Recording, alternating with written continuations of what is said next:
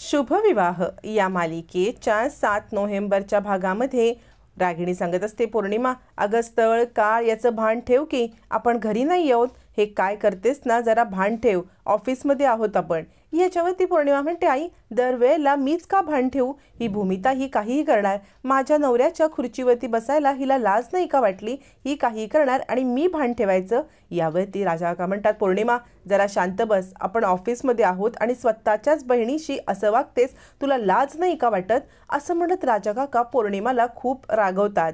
त्यावरती भूमी सांगते, पौर्णिमा अगं काय बोलतेस तू? याच्यावरती पौर्णिमा म्हणते, भूमिताई चाळसूतपणाचा आव आणू नकोस, माझ्या नवऱ्याच्या खुर्चीवरती तू बसलीसच कशी? असं म्हणत ती भूमीला उचलते, हात धरते आणि तिला खुर्चीवरून उठवते. भूमी पडणार तर आकाश तिला सावरतो आणि अख्ख्या ऑफिसमध्ये तमाशा होतो. महाजनांच्या दोन्ही सुना अशा कचाकचा भांडताना दिसून सगळेच जण हे दृश्य पाहत बसतात. राजा काका म्हणतात, पौर्णिमा लाज वाटते का गं तुला? असं भूमीला उचललंच ते, आत्ताच्या आत्ता भूमीची माफी माग बघू.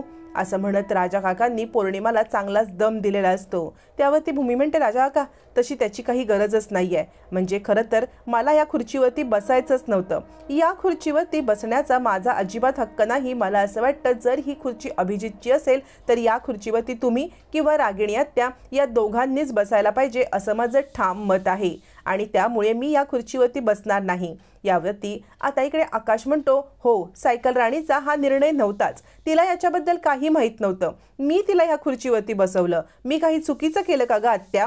असं म्हणत तो आता रागिणीला संभ्रमात टाकतो. त्यावरती रागिणी म्हणते, नाही रे बाळा, म्हणजे तुझी सायकल राणी हुशारच आहे, ती तसं सगळं सांभाळू शकते, त्यामुळे तुझा निर्णय चुकला असं मला काही वाटत नाही आहे. असं म्हणत रागिणी आता माघार घेते आणि भूमीला खुर्चीवरती बसण्यासाठी स्वतःहून पुढाकार घेते.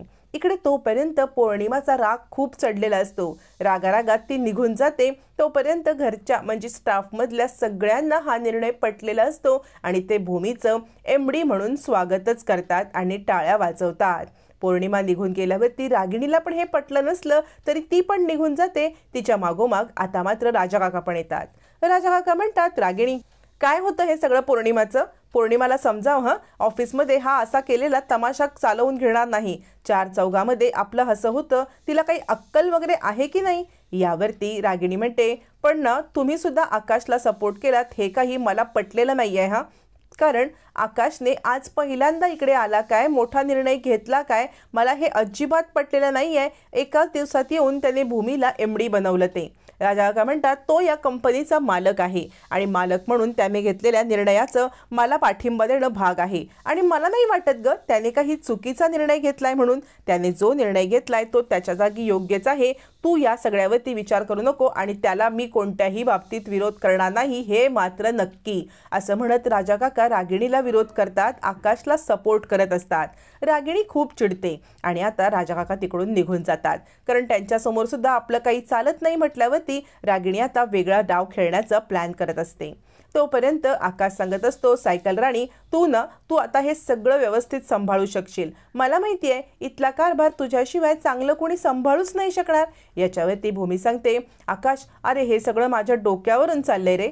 आकाश भूमीच्या डोक्यावरती हात ठेवतो आणि म्हणतो, हे घे मी हात ठेवलाय ना, आता तुझ्या डोक्यावरून काही म्हणजे काही जाणार नाही सायकल राणी. असं म्हणत आकाश भूमीची थट्टा मस्करी करत असतो आणि म्हणतो, ह्यात काय अवघड आहे, मी तुला समजावून सांगतो. म्हणजे हे जे क्लायंट आहेत ना, या क्लायंटना युनिफॉर्म बनवायचा आहे. युनिफॉर्म बनवण्यासाठी त्यांची एक थीम आहे, म्हणजे नवीन आणि जुनं किंवा आपलं देशी आणि फॉरेनचं या सगळ्याचं फ्युजन करायचं आहे. म्हणजे आता एक तुला उदाहरण सांगतो की जरी काम हे आपल्या देशातलं ना, मग या जरी कामाचं फ्युजन करून त्याला वेस्टर्न काहीतरी बनवणं, अशा प्रकारचे युनिफॉर्म त्यांना बनवून हवेत.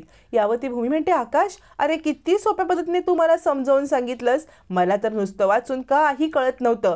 तू इतकं छान समजावलंस ना आणि तुला गोष्टी किती पटकन समजतात. असं म्हणत भूमी मनातल्या मनात आता विचार करते की आकाश किती गोष्टींचं ज्ञान आहे आणि किती सहज सोप्या पद्धतीने तू हे सगळं समजावून सांगतोय.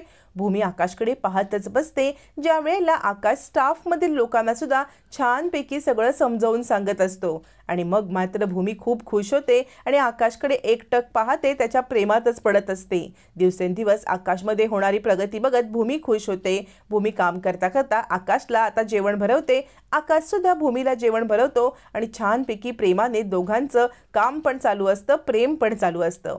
इकडे चिडलेली आता पौर्णिमा सांगत असते, आई तुम्ही तिकडे मला का नाही सपोर्ट केलात? म्हणजे तुम्ही मला सांगितलं होतं की अभिजितच्या जागेवरती तुम्ही मला अपॉइंट कराल, पण ते काहीच नाही तुम्ही केलं. तुम्ही त्या भूमिताईला सपोर्ट केलात. यावरती रागिणी म्हणते, हे बघ आत्ता डोकं शांत ठेव.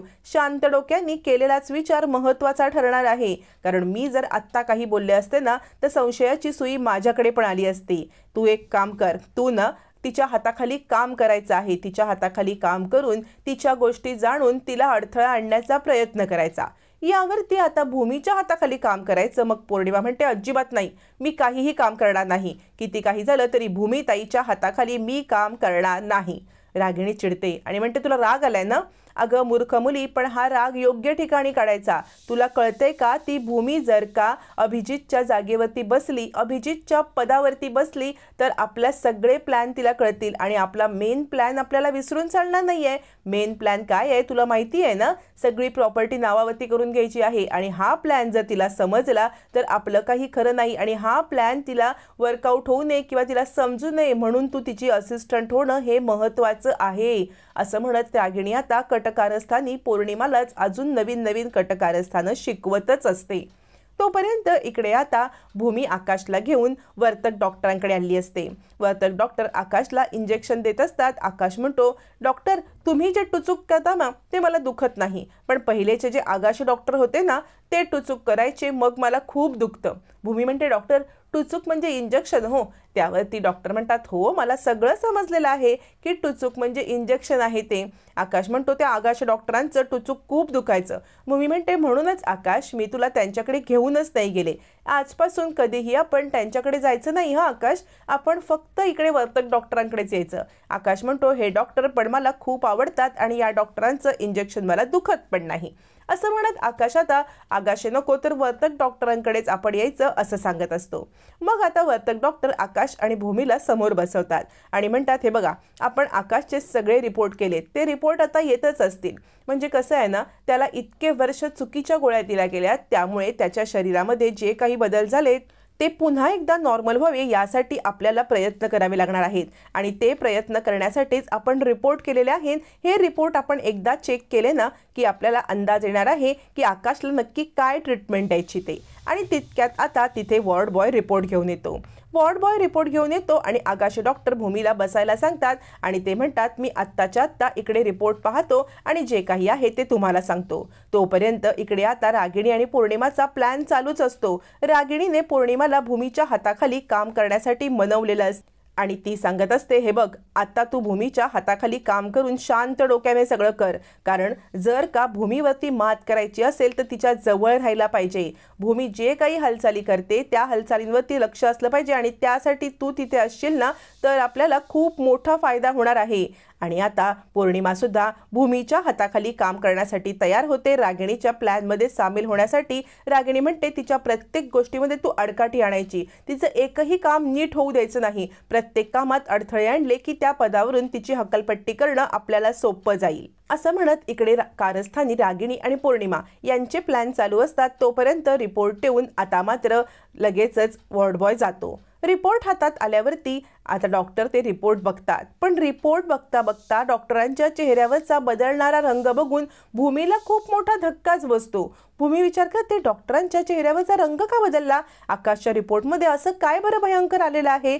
औषधांचा परिणाम आकाशच्या आता बॉडीवरती खूप भयानक झालेला असतो आणि तेच सगळं या रिपोर्टमध्ये सांगितलेलं असतं. त्यामुळे आगाशे डॉक्टरांनी जे काही औषधं चुकीची दिली होती त्याचा परिणाम आता वर्तक डॉक्टर पाहतात आणि त्याला धक्काच बसतो. ते भूमीकडे पाहतात. भूमी म्हणते, काय झालं डॉक्टर, काही भयंकर आहे का? डॉक्टर भूमीकडे एकटक पाहतच बसतात. तोपर्यंत रघु काका घरामध्ये घुसतात. रघु काका भूमीला भेटून सगळा प्लॅनिंग म्हणजे त्यांना आता 20 वर्षापूर्वी घडलेलं सगळं सत्य हे सांगण्याचा विचार करताना पौर्णिमा त्यांना पाहते आणि विचार करते, रघु काका इकडे कसे आले? मग पौर्णिमा लावून लगेचच रागिणीला पिन मारते की रघु काका भूमीच्या रूमच्या दिशेने चाललेले आहेत आणि त्यांना काहीतरी लपून छपून मी जाताना पाहिलेलं आहे. मग रागिणी लगेचच सगळ्या लाईट्स ऑफ करते आणि आता लाईट्स ऑफ केल्यावरती इकडे आता आकाश रूममध्ये जातो. तेव्हा रघु काका ऑलरेडी रूममध्ये आलेले असतात आणि ते आकाशला काहीतरी समजवतात, पण लाईट्स नसल्यामुळे आकाश थोडासा घाबरतो आणि तो ओरडायला लागतो, कोण आहे कोण आहे? रघु काका त्याला थांब थांब म्हणतात, पण कोणीही त्याचं काही ऐकत नाही. तितक्यात सगळे जमा होतात आणि रघु काकांना बघून सगळ्यांना धक्का बसतो. रघु काका सत्य कसं सांगणार? पाहणं रंजक ठरणार.